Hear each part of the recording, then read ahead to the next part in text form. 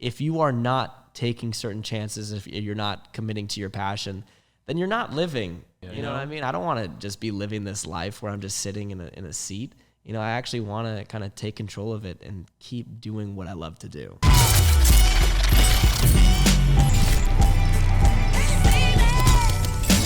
What's up, guys? Today's guest is a professional YouTuber and a Tempest pro athlete. Please welcome to the JAMCast, Corbin Reinhardt. What's up, dog? How are you, Corbs? I'm doing good, man. I'm doing good. Feeling healthier. So. I was supposed to see you potentially on a job working for me finally a couple weeks ago, and it fell out, unfortunately. Yeah, you know, hey, that's the way that stunt life is, though. You know, you never know, and then it's all of a sudden somebody has better hair. That's exactly what happened. That's literally what happens every time. And it was a really cool project. I wish you would have been able to be a part of it, but it's not the last opportunity. It's the future. In the future, we'll work together. I know we will. And what was very shocking to me and surreal is that you are old enough now that I could potentially hire you as an adult on a stunt job, because for those that do not know, how long have I known you? When was the first year I met you at White Lotus? Anybody knows, but I wouldn't be doing parkour if it wasn't for you and your gym. Crazy. White Lotus back in the day. I think the first time I came in was when I was like 13 years old. So what year was that? Was that 2011? I'm not a mathematicien. Let's see. Okay, I'm 24 now. You're 24 now. 13, so 11 years ago. So 2010, 2011. Yeah. That's like right around the time that we opened, which is there you go, man. So I crazy. remember it because it was just new staff. Yeah. And it was just kind of everybody would jam out on Fridays. Yes. That was the way to go. And what's so surreal to me is to obviously like see the level of an athlete that you are now. You're literally a Tempest pro athlete, and not to downplay it at all, but back when I met you, you didn't have the skill set that you had now. I was this shitty kid that was just running around. I was this tall. I had a bowl haircut, doing like deb front flips off the trampoline and stuff like that. That was kind of my thing. But I think for the most part, I think I learned a lot from your gym. The first time I ever actually got injured was at your gym. No way. And that was the first time I actually thought like, oh, this is real. You know what I mean? Like everybody has that feeling in when you do train whatever you want to do. And you're just like, oh, I could get hurt doing this. Yes. Little hyperextension on my knee. And I was like, okay, I need to think about this now from now on. But no, just that's when I figured out it started out to be a hobby, and it was something I liked that was really cool. And then after I started growing and started getting better, then it was like, the Chinese government sent me out to do a parkour competition. And I was like, wow, this is real. This could actually be a thing. And so it just kind of folded out from there. Dude, it's so cool. And so back then, like, I think you kind of briefly told me the story in person, but I just would love for you to retell it here. No, for sure. So I always remember you as this like little kid that would always get dropped off by your sister or by your dad. And then you would get left there and then get picked up hours later. And they'd always be trying to get you to leave. But how did you guys stumble upon White Lotus? Because for those that don't know, White Lotus predated Tempest. So there literally was no gyms besides Gymnastics Olympica really at the time. Yeah, and I didn't really, the only reason why I knew White Lotus was parkour, I think you had like a little tiny sign on the front door, but you would always think it's just like, martial arts gym, right? The reason why I actually stumbled across it is because my dad and I were on a bike ride. No way. And that right next to you was a gun range. Firing line, exactly. And my dad's a cop. Yes. So we would just kind of go back there. He has friends over there, and we just kind of rode. And he was the one that actually showed me parkour on YouTube. So he showed me B13. He's a big movie guy. He's like, you need to check this out. This is awesome. No way. And so we saw your sign. We saw it said parkour. Went in there, and I'm like, let's do open gym. It sounds like fun. And then it just became doing it every week. It became like the regiment. And, since then, it's just changed my entire life. And so up until that point, what was your exposure to, let's say not parkour, but acrobatics, for lack of a better term? Oh, man. Dude, if you talk to my mom, she'll always say that my grandpa was like a full diver and everything. But no, for the most part, I was just a weird kid that liked to jump around. I used to like to climb trees, different stuff like that, handstands, and then just jump into the pool. Just stupid stuff. Yes. That really didn't have anything to do with anything. Until, you find out that creativity could kind of come into when I figured out what parkour was, and figured out what I could do when I came to your gym. And I think it was like, okay, now I could actually kind of place all this weirdness inside of me and actually figure out what I want to do with it. I would see somebody do this, and then I would see somebody do this. And the thing that was crazy about your gym is it was so diverse. Somebody was doing tricking while somebody was doing sword play, and then somebody's on the trampoline. So I would just not know what to expect when I came to the gym, and I would just be able to kind of place myself in different areas. I'm like so jealous of your generation in the sense that like I was a kid that like ran around and stuff too, but parkour wasn't like an actual formulated sport yet at the time. So there was no avenue or outlet to put us into, which is so great that you did. Did you play any other traditional sports growing up? Yeah, I mean, I did baseball. I hated that. For some reason, team sports just did not work with me. Ew. I don't know what it was, but for the most part, solo sports like motocross, bicycle riding, different stuff like that. Those were my favorites. Okay. My dad my whole childhood was cars, motorcycles, all that kind of stuff. So motocross was the primary one. Wow, that is parkour. Wild, man. Yeah. And so obviously you train at White Lotus for a certain amount of time, and then I know at a certain point you then stumble upon Tempest Gym. Yeah. Which is like another crazy story. So here's what's crazy is that I thought White Lotus was going to be like the only thing out there. And also I didn't know, this is one thing that nobody knew about White Lotus, but some of the biggest stars in parkour at that time were there. 100%. Because it was the only gym. It was the only gym. Yeah. But anybody that walks in there doesn't know that, right? So it's like you got Pip Anderson, you got Ben Jank, all these guys that are here, and it's just like a Friday night, you know?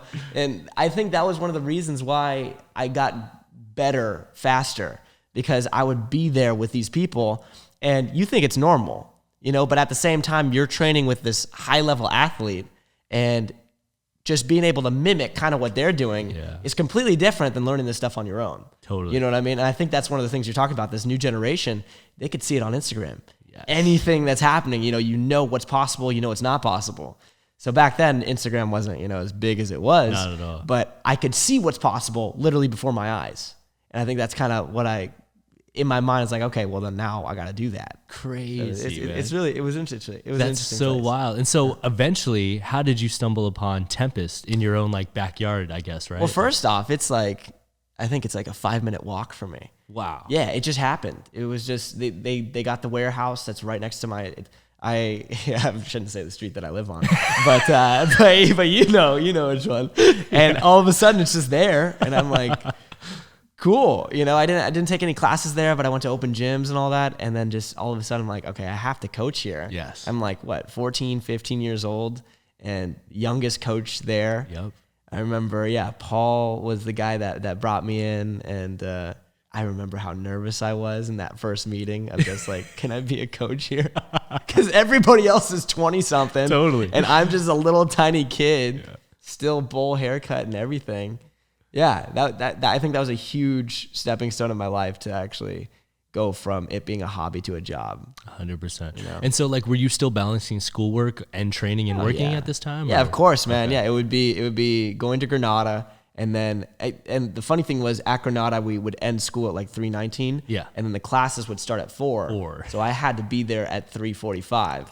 So I would rush into my mom's car, get some Wendy's, go to Tempest, and then like chow it down, and then it's class time. Teach. So it would be literally like just a grind to get from there to there. It was cool. It was fun. Yeah, but obviously that was like a really instrumental part of your life because you're at a gym all the time. So how many days did you start really training at that point? And like, how many days per week? So for the most part, I think I would be there at least 4 times a week, just for open gym and stuff like that. And it had a lot of the same sort of atmosphere in terms of somebody would be doing something different all the time. Somebody would be on the floor doing something creative, or I could work on trampoline work. It was the first time, I think that was actually the first time that I saw a trampoline wall. Totally. Didn't even know what that was. Totally. I didn't have any idea what that kind of style was until I showed up there.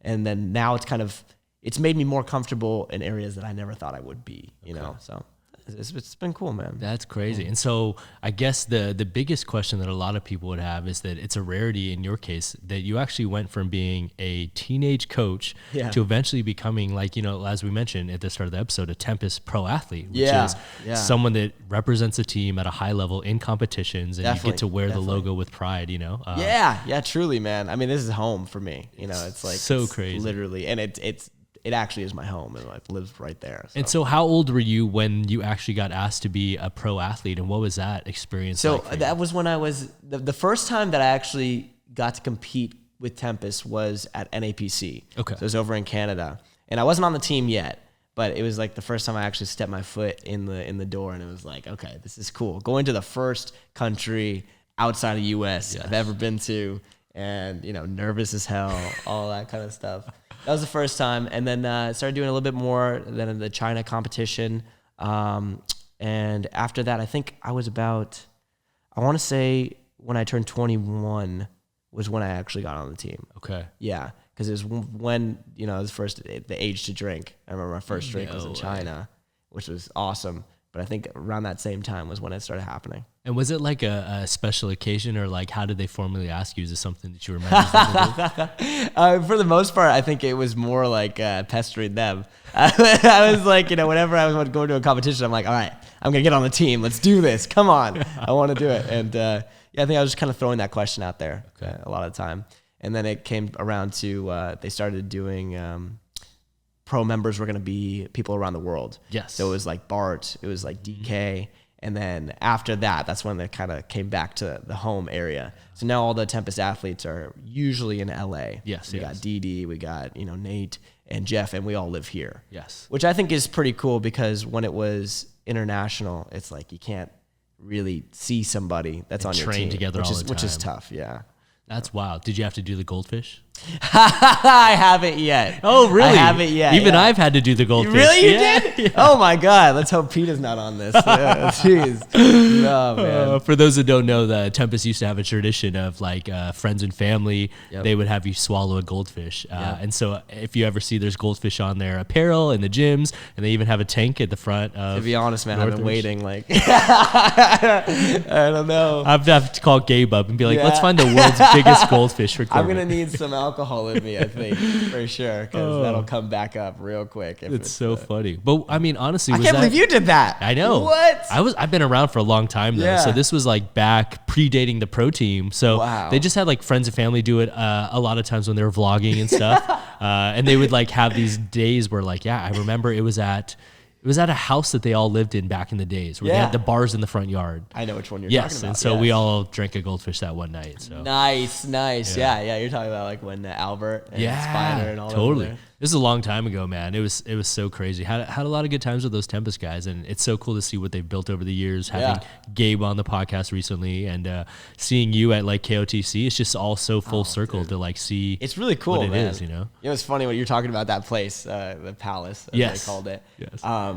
As a kid, I remember I just remember it being somewhere, and I wanted to find out where it was. It was like kind of like a little mecca. I was trying to find this place, and then Jesse Peverell comes around and he starts coaching there. And I remember one time he's like, "Yeah, I need to ride back to my house." I was like, "Where is that house?" Huh? So we took him by, and I saw the bars. I was like, now I finally know the location. I know where this house is. It's really funny, man. That's so crazy, man. And so, like, obviously, you've had the chance now to like compete in several competitions. Yeah. Is competing an aspect that you enjoy? I get really anxious competing. Okay. Yeah, but it is something that I enjoy pushing myself. Yeah, okay. And it's since the head injury and all that, it's become a bigger subject for me. Yeah. In terms of it's a bit stressful, but I'm kind of trying to get myself back on that track to be able to compete in certain areas. So I got to ask, dude, the Red Bull Art of Motion, the infamous dive roll. Oh, okay. We're going to talk about that one. Yeah. Did you attempt that before the actual run? No way. So you just ripped it. And what happened? Did you actually get injured at all or cut? I got cut on the hand, but it wasn't anything like major. Yeah. Okay. Yeah. No. So I was sizing it up beforehand, and I was just thinking, okay, I could do this. I've done it before, in the gym. I've prepped this type of thing. Yes. And then when it actually, push came to shove, it started to happen. Everything was good until I did a round off before that. Yeah. Right. So there was a round off that led up to that run. You did a round off backflip to reset. Exactly. Yeah. And when I landed that backflip, I think I landed on my foot just a little bit wrong. I was like, oh shit. All right. I'm going to have to throw this.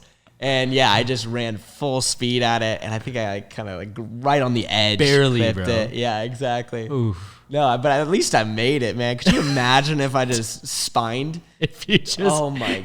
And also, what people don't know is, everybody probably knows, there were some crazy crashes that happened at that Red Bull. Some crazy Some people really flung themselves. Yeah. That happens every Red Bull, but, Yes. It's pretty crazy. Yeah, the on-site qualifier is always an interesting one because you get a mix of people just trying to go their hardest to qualify.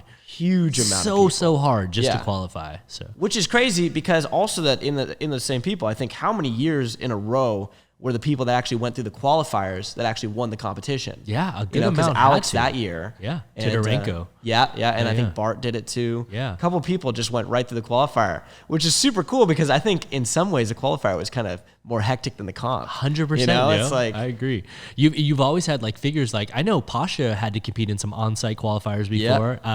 Dom Tomato has always had to do on-site. Yeah. This will be the first year he actually got a spot from Red Bull. Wow. But for the last like 10 years. That's going to be interesting. I know. I would love to see what Dom throws. I heard this year that they're actually not giving as many spots away to the onsite. I don't even know if there is an onsite this year. So. Yeah, I don't know exactly what's happening behind the scenes there, but I know, it's not exactly happening the way it used to in terms of you throwing a submission and all that. But I guess like one person got it online. Aiden, Twin Parkour got in. And I think Sydney might be going too. So crazy. Yeah, crazy stuff, man. Is a competition something you'll continue to do, you think? Or? I'd like to think so, yeah. Okay. Yeah, I got to get myself to a point where I'm just, really comfortable again. Yes. Since the head injury. I was going to say, it's not to bring up a sore subject, but I feel like I'd be remiss. Bring it up, man. Bring it up. Let's talk about it. And for those that don't know, you actually put out a video on your channel where you talk about it at length, and it's kind of scary to watch the footage. But can you just let the people know, I know at some point you were training and you experienced a very serious head injury. And from someone like myself that has dealt with tons of head injuries myself, it really struck home with me seeing the aftermath. So what happened? Crazy stuff, man. And the thing is, it's one of those things that just happens so fast you don't even know what's going on. But for the most part, we were doing a parkour competition. What am I saying? This is my head injury talking. We were doing a parkour tour. Okay. So we went from Woodward. I think they picked me up there, and just going all across the U.S., which is super cool. Totally. We visited Jesse LaFleur's family, his house, all that kind of stuff, just going on that side, opposite side of America. And we wind up in Florida. Okay. And I believe it was Ninja Parkour Academy. Forgot exactly which gym it was. Of course, I forgot. But I think this was like kind of the Rilla Hops area. So it was like Jim Kiera. All those guys were there. It was super cool because I've been looking up to them for forever. Of course. Yeah. And it was just awesome to be able to just go to the gym and just, it's cool to be able to chill. And I remember I think I was trying to do a lache pre. So I was going to swing off the bar, go to another wall. And when I swung off the bar, it just all of a sudden, I think peeled. All the traction just took off. Yeah, peeled out. And it turned into a half flyaway and landed on my head on wood. Thank God it was wood, not concrete or anything like that, But yeah, it actually gave me brain hemorrhage. So it cracked the back of my head in the right side area. And I was out for I think a minute. Yeah. In the video, you could see a significant amount of time. Yeah, long time. But thank God Rob was there because he knew exactly what to do. He held my head in the right place, not trying to, move around my spine or anything like that. But yeah, no, I don't remember anything after that. So all I remember to this day is just doing the 180 catch, about to swing, out. I don't remember anything. That's so wild. And so obviously I know what was unique about this is like, there's a lot of people like myself that have had concussions where I've had some bad ones where I lost vision for a few hours. Like I didn't know that. Yeah. I had one where I lost vision for 8 hours. My eyes were open. Couldn't see. Whoa. I had one where I also went numb head to toe for like an hour. That was very scary. Wow. You don't have any like CTE, anything right now? I haven't been tested. Yeah, okay, so you might. I wouldn't doubt it. I've had a significant amount of concussions, but I think what was unique about yours and what scared a lot of us was that you had a lot of lingering after effects, even with like speech patterns, I think, right? Oh, man. Yeah, no, it was right after that, it was 3 months of speech and physical therapy. And both of them were scary. Yeah. They were both scary. Yeah. Especially the speech therapy because it was scary because she would give me a paragraph and I would read it. And I remember at the end of the paragraph, I would never be able to remember what happened in the paragraph at all. Holy crap. So it was like a short-term memory, couldn't remember anything. And that kind of gradually got back. But the first real symptoms right away, I lost hearing in my ear, my right ear, to about like 20%. So, anybody that was talking over here, I had to turn my head over to just like, be able to hear. Crazy. That was the first time I actually felt like, okay, this is real. This is a big thing because loss of hearing, man, that not only did it suck not to be able to listen to music very well, but also it gave me huge vertigo. So I would stand up and just not be able to balance myself. And that was the scariest thing. Because to not be able to balance means that I won't be able to do whatever I want to do. You know, I wouldn't be able to do parkour, motocross, whatever it is. And that really took me by surprise. You know, so I knew that I had to call some people and try to get myself back to where it started. But I had to go back to basics. With the physical therapy, I remember first day, they tried to get me to do the football ladder. Yeah. Where you do 1 foot, 2 foot, 1 foot, 2 foot. And I remember I put my foot in there and I just couldn't get my other foot. It's like I was giving the signals to my brain, but my brain would not put them to my feet yet. No way. Yeah, so that took a good 3 months to be able to actually get to that point where I could do it. Holy crap, dude. That is so crazy. And now, all things considered, are you close to 100%? For the most part, yeah, I think so. I mean, I think I'm stronger now than I was before. There's a couple aspects of my game that I think I've gotten a lot better because of it. Everything is scary. I was going to ask, do you have a hesitancy on bars at all? Mostly bars. But you know what's funny is I train that the most. I know. Yeah, I that's one of those things where, because I've had scars in the past where I knew if I don't do something right away, I'm never going to do it again. Totally. You know, so as soon as I got back to the gym, I think it was like 16 days after, I was still trying to do laches from the bar and stuff like that. I couldn't even talk, but I was still trying to do laches. And I just knew in my head that if I didn't, I wouldn't do it again. You'd be scared forever. Yeah, exactly. So wow, man, so wild. Yeah, looking back on it's a scary thing, but definitely a part of the journey where you proved that, like, I mean, you can overcome crazy things like that. True, man. True. Yeah. No, I mean, I gotta give a shout out to Gabe. He was one of the things they told me was that you should do different movements like swimming and different stuff like that.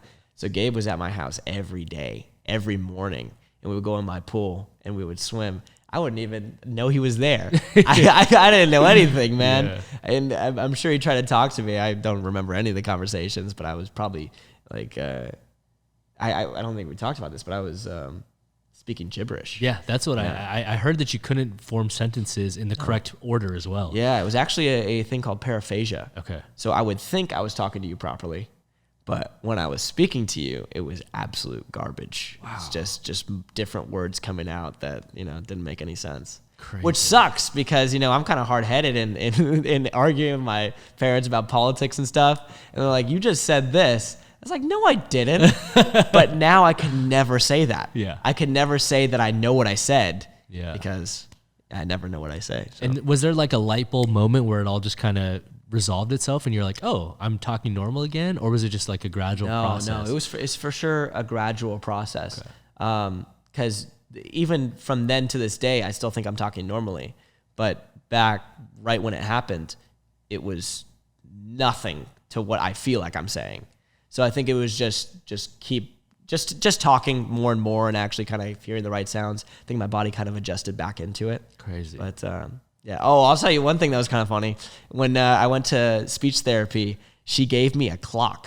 Okay. Right? So it was the round clock, all that, not digital, nothing like that, which is crazy because in my generation, we all use digital. Yeah, we don't do a clock anyway. So I think I was already I had a disability there. But she said to number the clock.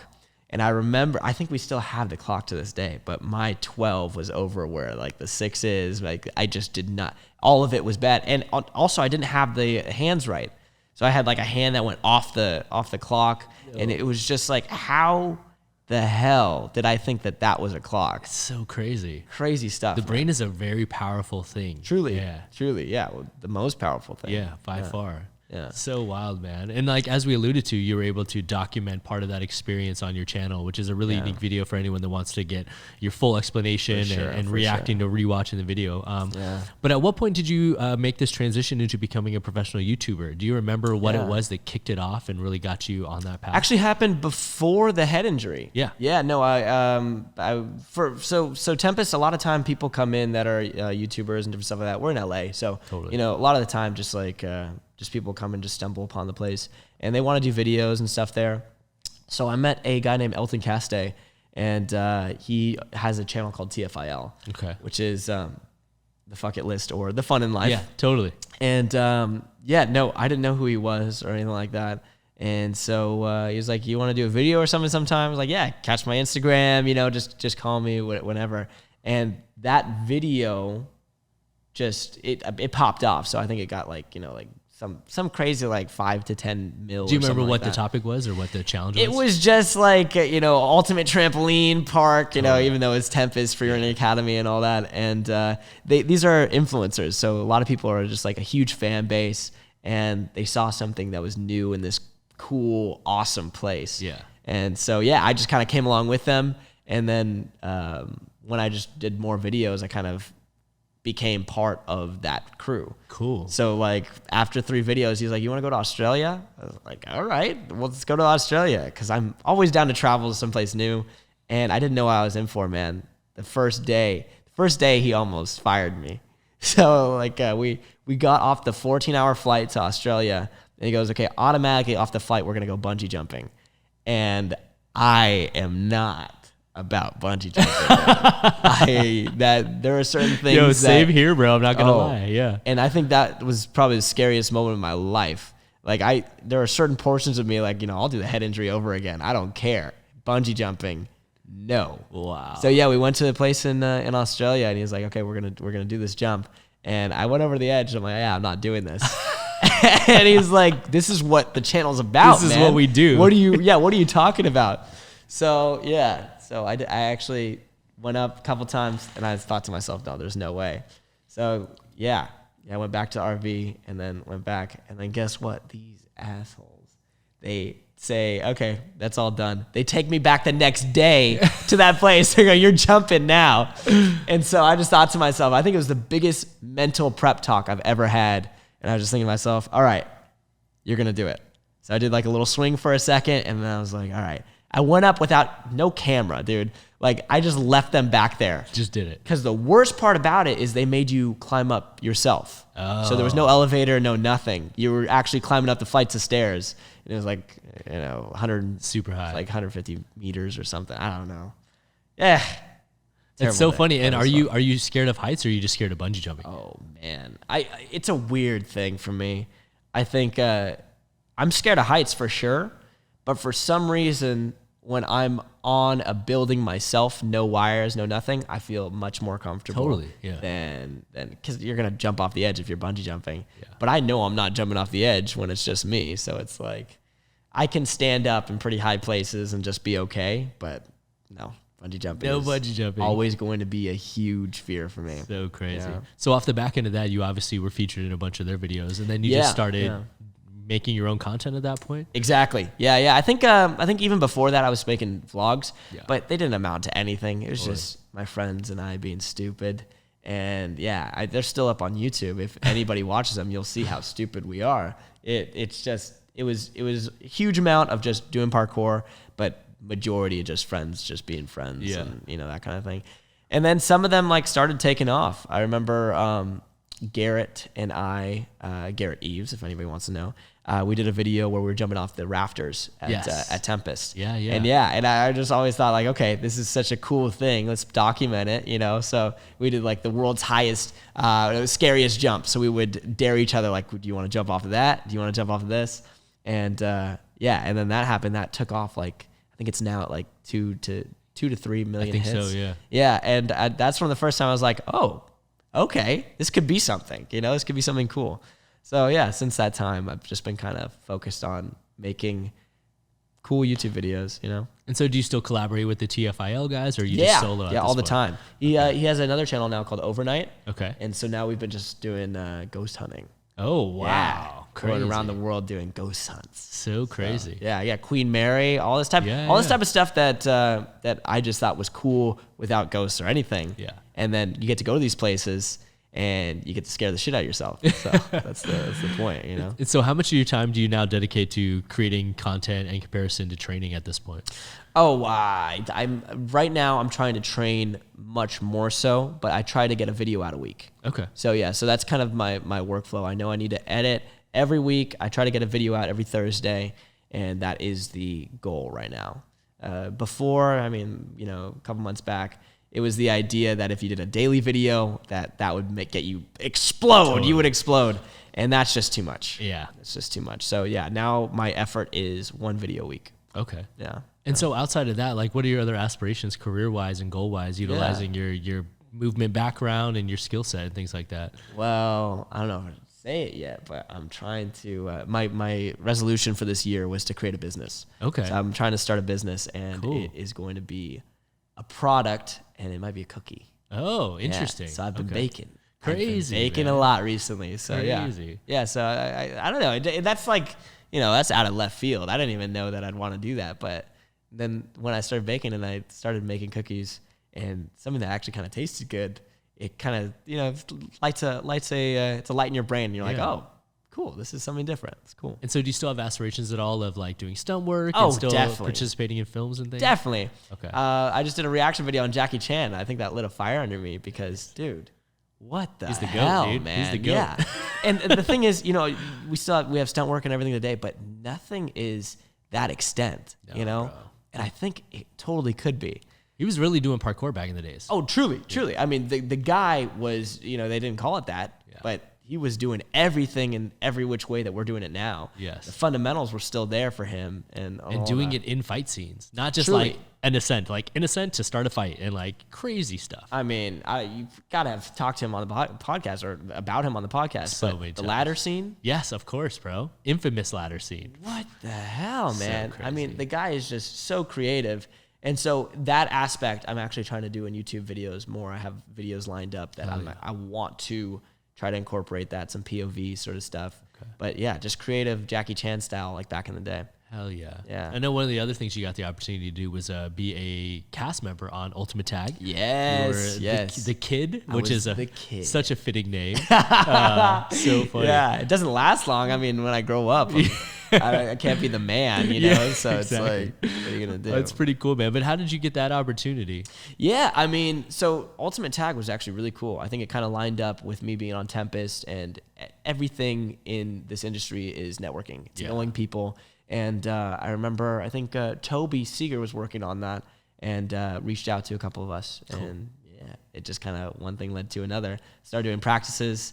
And one thing that was kind of cool is I was a child actor. Yeah. So all these sets and all the film work and everything I've experienced when I was a kid. Totally. So now in stunt work, it's like going back and doing like a full circle, but it's a completely different side of it, Yeah. Like before I was just this extra, that would just every once in a while say lines, and now, you're doing flips in front of a camera, which is I think that's super cool.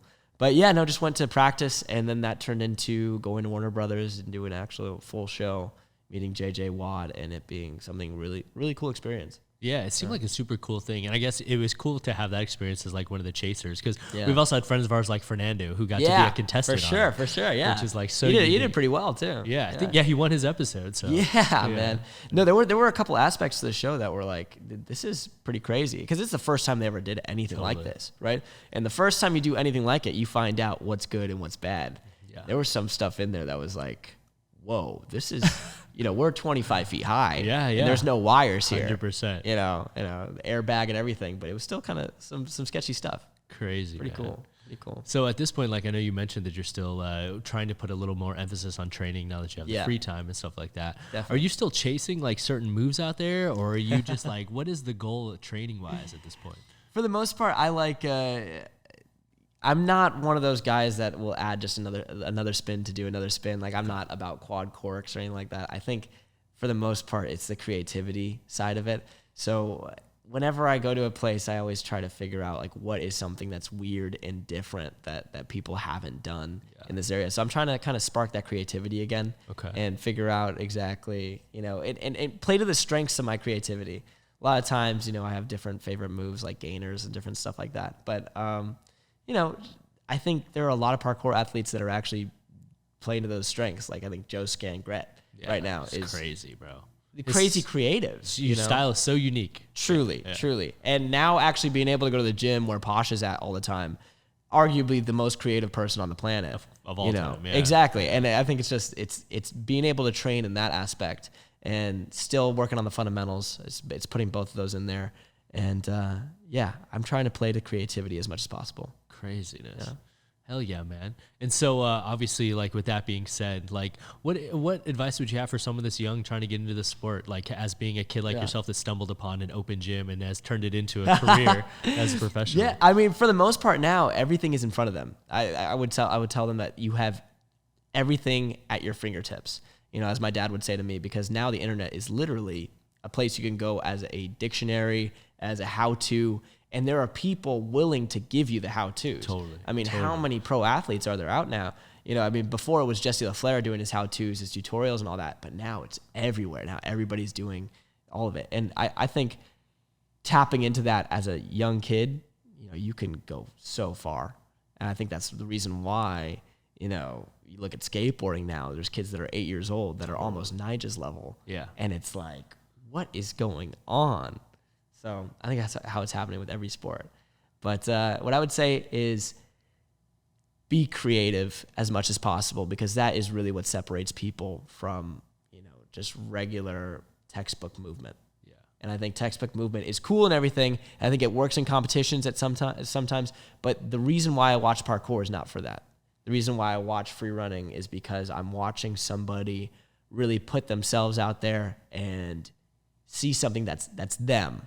You know, but if you see a double cork or a triple cork off of a block, it's like, you know, you can name how many names are doing that. But when you think Dom, what do you think? Yeah. You know, you think crazy, tall, massive, giant. Yeah, exactly. Giant, stuff like that. But I just, you know, there are certain things that with your name comes a word. And, you know, I think Pasha with his word is creative, you know, and that's what I like.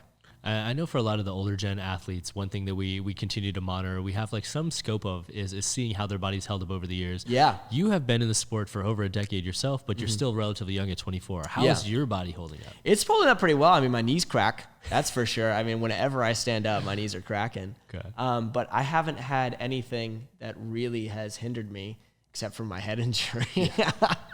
I mean, that's hindered me mentally, but for the most part, nothing that I actually feel has stopped my mobility. Dope. So yeah. My major thing in the beginning and throughout my whole career in parkour, I would say, is ankle rolls and different stuff like that. Yeah. So there was a video out there a while back, like titanium ankles. Yes, dude. By Doja. Yeah. It's an old school video, old tricking video. That's the type of thing that, you know, I need to start coming back and train, because that you need titanium ankles if you're going to be in this type of sport. It's so funny how many times that video has been referenced on this channel. No way, podcast. Really? Yeah. Oh, damn. And it's people always being like, it's this old video that's still on YouTube.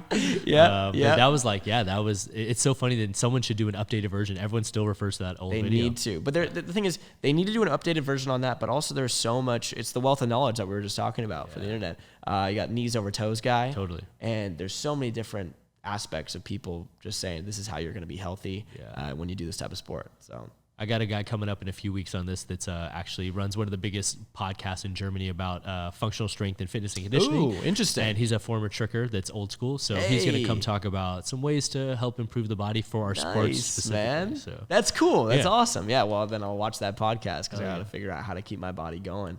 Because, you know, at the end of the day, I think that's one of the things with parkour, with stunt work, that it's like you're in a way trashing your body. You know, there's no way around that. If you're doing height drops and you're going to be doing that way more consistently than anybody does, your body's going to take that impact, you know, and it's one of those things where you have to try to manage it as much as possible. I mean, I'm usually terrible at that. Recently, I've been starting to get into stretching, a little bit more yoga style stuff, which I never did. Totally. You know, I would be in bed at night and my leg would just cramp up and I would not be able to do anything about it. And so now I'm starting to learn from my errors. And what's crazy is at your age, you have the potential to do it for a significant amount of time longer. Is this something you foresee that you'll constantly consider doing? Or yeah, I mean, for the most part, I'm going to try to go as long as I can. Okay, cool. You know, it's not a job. You know, that's the funny thing about it. I think a lot of people, you know, kind of find stunt work as a job and different stuff as a job. But I find this still my hobby that I love to do. You know, when something's a passion, it's just, you can't stop it. Like the first thing that the doctor said is you can't do it again. You know, he said you shouldn't do it without obviously stuff like wear a helmet. Yeah, wear a helmet, yeah. The usual stuff. But he said, don't do parkour anymore because, this could really cause seizures and it's going to be a bad road. And it's people like that will just never understand how much of a passion you have for what you do. Totally. And that's what it is, man. It's a passion. And I really had to think to myself, like, I understand the consequences of it, but if you are not taking certain chances, if you're not committing to your passion, then you're not living, you know? Totally. I mean, you might as well be working a 9-to-5 job because you are not committing to yourself, you know? You know what I mean? I don't want to just be living this life where I'm just sitting in a seat. I actually want to kind of take control of it and keep doing what I love to do. So hell yeah. No better way to sum it up, dude. Yeah, seriously. So this is a question I always ask everyone before we get out of here. Where do you see yourself personally 5 years from now? And then where do you see yourself 10 years from now? 5 years from now, 10 years from now. I want to commit myself to stunt work more, for sure. I like that aspect because I've always loved movies and films. And, now that I'm doing a lot of these YouTube videos, I'm finding this inspiration with Jackie Chan, and I did one on Buster Keaton. Yes, and it's just, and it's like, it's these things where it's like, wow, these guys were awesome. And this is super cool that they translated their passion to the film and the screen. And so I think there's an aspect there where, I'm trying to do more videos in that area where I want to actually be creative. And another thing that I want to do is incorporate other forms of my life. So like motorsports and motorcycles. So I want to be able to do chase scenes and different stuff that incorporate parkour with maybe like jumping off a motorcycle or something. I don't know. I'm not going to tell you too much about what's going to happen in the video, but yeah, that's the idea. I'd like to find a niche there where I can put all my favorite things and put it all into one. In a bucket. Continue to make money so you can buy supercars. That's exactly. Hey, yes, that's another passion. That's another passion of mine. Which I've known ever since you were young, and the cars your dad would have. But oh my god, all the way up to you now getting what, you got an NSX or? I just finally bought a 1993 Acura NSX. So sick. And dude. Perfect pop-up headlights. Did you drive it here? I did not drive it here. Okay, No, I drive my mom's Mercedes here. Okay. But for my daily, I have a BMW E30 and all that. But I don't think the audience is very car oriented. but everybody has a dream, and those have been my dreams. So it's really cool to actually be able to get to that point where I can do that. And the dream right now is to actually build a car. From scratch? Yeah, from scratch, yeah. Sick, man. It's I don't know if you've seen Ford versus Ferrari. Of course, but huge movie. And my ultimate dream car is a Ford, the first one that they have in the movie. Oh, it's a Ford GT40 Mark I. And so that's the goal. So I don't know if I have to sell anything, but in order to make that from scratch, that's the idea. At least get some YouTube videos out of it. Yeah. It's funny is I don't think my base likes cars and motorcycles, but it's another passion. So every once in a while, that's going to come out. Hell yeah, man. Well, dude, thanks so much for making the time to come. For sure, man. This felt short as hell. This is crazy, like, right? It's just like talking to you. I told you, Corbin was like, I've never done a podcast. I'm like, it's all good, bro. It'll be just like we're talking. We usually run into each other every year or so we catch up anyways, but this is just a formal catch up, dude. Dope. Well, I'm very happy to be here. Thank you for bringing me on, man. Hell yeah, man. More than anything, like I said, it's I'm doing these for legacy, and also this is just like a selfish one for me because, like I said, I remember you as this little kid running around at the gym, and now to see you as like a pro athlete at these events that I'm at still. Yeah, man. Is super surreal to me, man. So that's dope. Much love, and cool. Can't wait to see what else you do.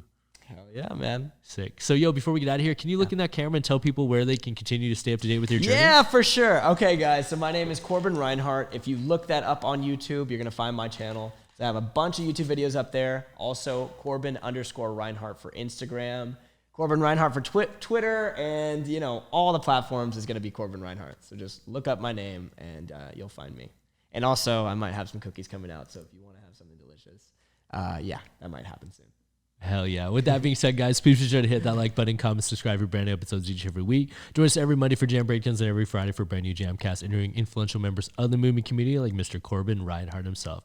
So that being said, guys, got to give one more very special shout out. Thanks for coming through, Doug. How the hell did you just do that? That's what Gabe said. Dude. I've been hosting my whole life. You know that this. Was like, You have been reading that script for how long? That's like all here, implanted in your head. Damn, I didn't even hear words. That was crazy. Oh, yes. And as always, guys, coming through, I'm your host, Travis Wong. Thanks for joining us here on another JAMCast. Until next time, we'll see you all soon. Peace. Later.